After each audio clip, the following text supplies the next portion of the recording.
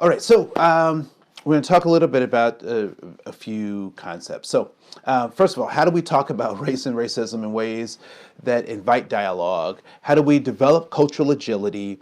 We'll talk a little bit about gender pronouns. So, what do we call people, or why do I call people those things? How to facilitate groups on issues of diversity. We'll address that. When should I use restorative justice circles as opposed to mandatory training? So that's something that we'll also talk about. And then how do I use and build metrics to demonstrate return on investment, or ROI?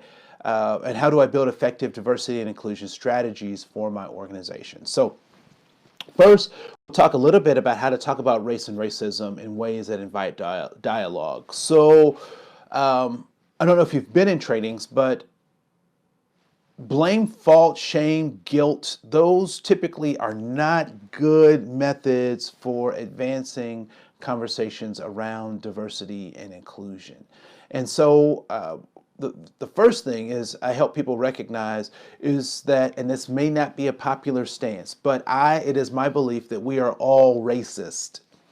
We operate in a racist system. It was established largely upon racism as a kind of a premise, and so we all suffer from this racism. As much as we are capitalists, we are racist. As much as we operate in a democracy, so we're democratic, we are also racist. So I address that head on, straight out the gate.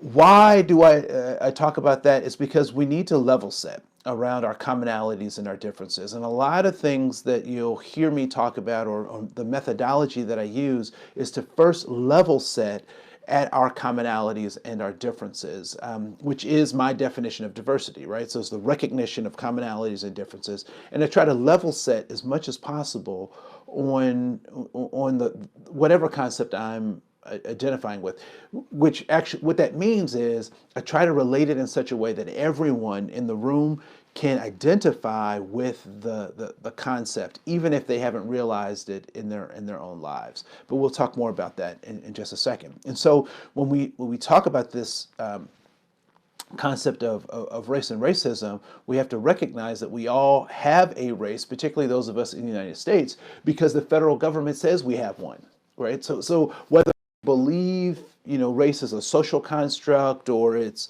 it doesn't exist, the federal government says that it does exist, and it gives qualifications for that. That's another set of videos, is another set of trainings, and we'll talk about that at another time in greater detail. But we have to level set that. And so if there is race, then there is obviously racism, because people make differences between each other based on a set of criteria. One of those pieces of criteria is race. So we use race to differentiate ourselves. So racism does exist. What it looks like, how it manifests, those are things that we can talk about as we roll out conversations in diversity, but those are just some basic premises. The other thing that you don't have to subscribe to this, but I subscribe to this kind of critical race theory that basically suggests that race is a part of American society, and every part of American society, one.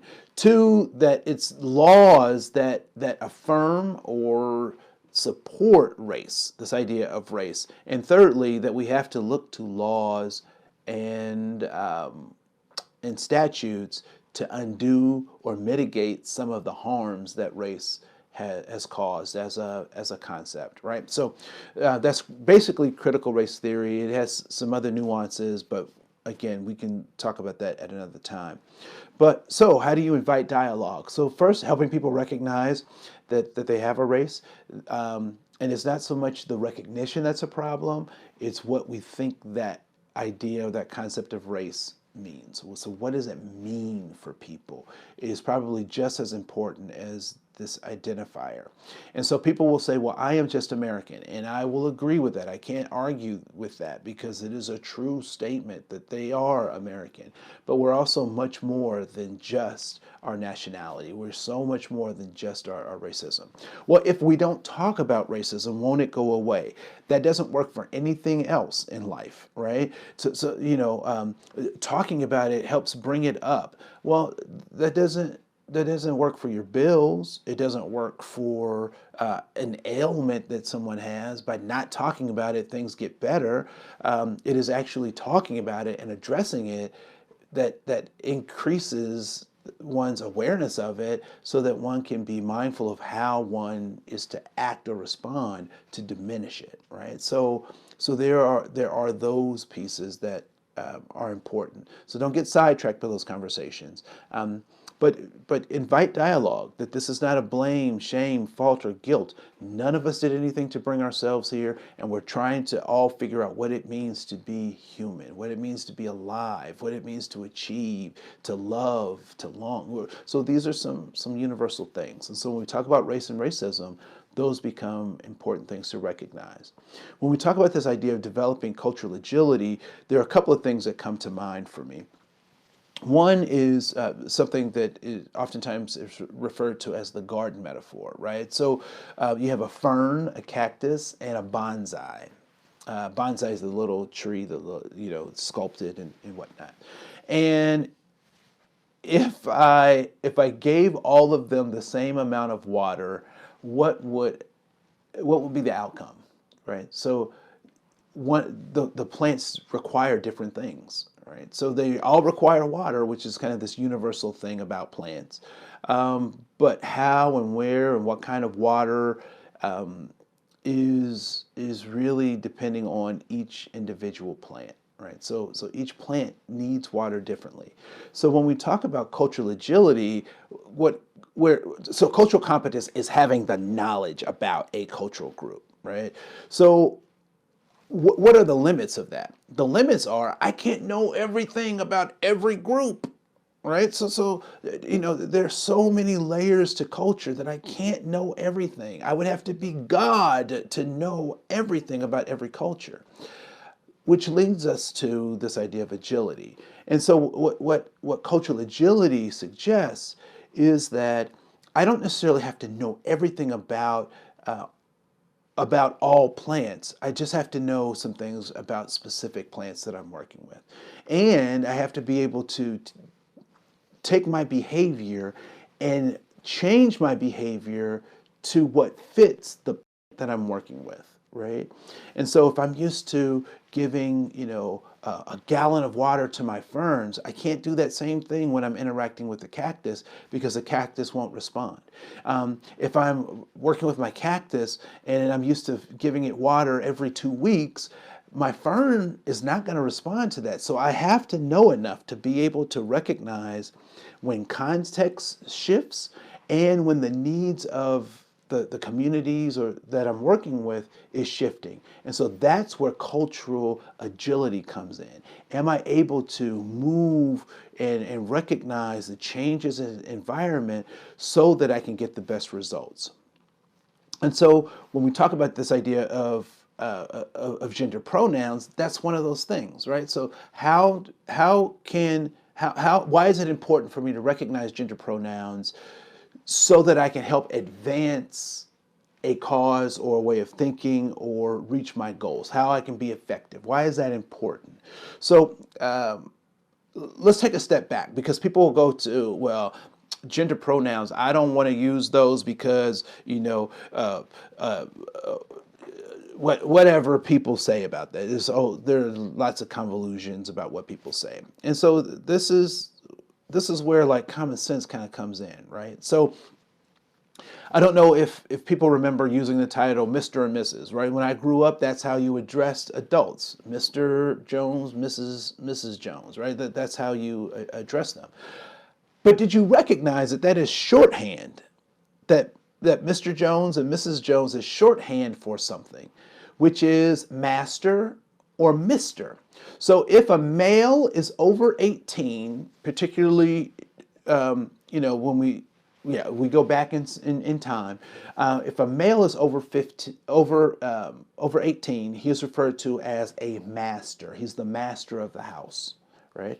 A male that is under 15, I mean under 18, would be considered the mister, right? So the master is the adult male that is over 18, and he runs things. He owns stuff.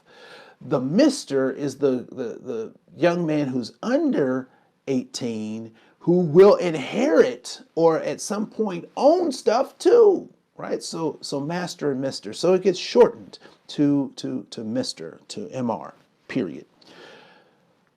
So given that, what do you think Mrs. is?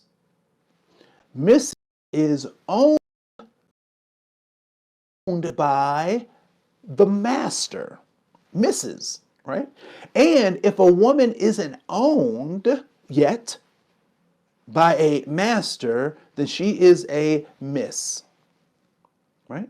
So we have, now, can you imagine a world where we walk around calling people master? Yes, Master Jones, how are you? Welcome in, Masters Jones, right? And it's so funny because when we think about like medical records, right? There are women who cannot be found in medical records by their name, only by their husband's name can they be found in medical records. You would say, if we did that practice today, that that is barbaric. Like, you know, why would we do that? It's so archaic. It's so old-fashioned. It's out of date. So I have a friend, and his name is Lor, L-O-R. He is he's Hmong. He's a really great guy. Love him, love him. And it's so interesting how many people get his gender wrong. They get his gender wrong because L-O-R is Lor. And because people are used to whatever their nomenclature is or how they talk, they get that confused with Lori and this idea that it's a feminine name, right? So they don't know. May I speak to Mrs. Lore? You know, and for some folks, it's not helpful that his last name is Lee because then they really get confused then. So then they end up calling his first name Lee and his last name Lore, and whatever. But gender pronouns help. So if I see that on his tagline, oh yes, that's Mr. Lore Lee. He's a master. No, I'm just teasing. Don't do that. So there's a practical application to this idea of gender pronouns. The secondary application is allowing people to identify how they need to identify, right? The third application is actually trying to be respectful in giving people what they want, which is dignity, honor, and respect. And so you do that by calling people what they want to be called. And if they say they want to be called a thing, you think it's okay or not, relevant to the fact that that's how they need or a way that they get their dignity, their honor, their respect, right? So there's that part. We're gonna stop here. We've been talking for a long time. We'll come back in a little bit and address how do we start to do, what kinds of activities should we be doing, and then how do we align that with ROI. So we'll come back in just a little bit and talk about that. So we'll take a break and we'll come back so we can keep talking. So let's keep talking.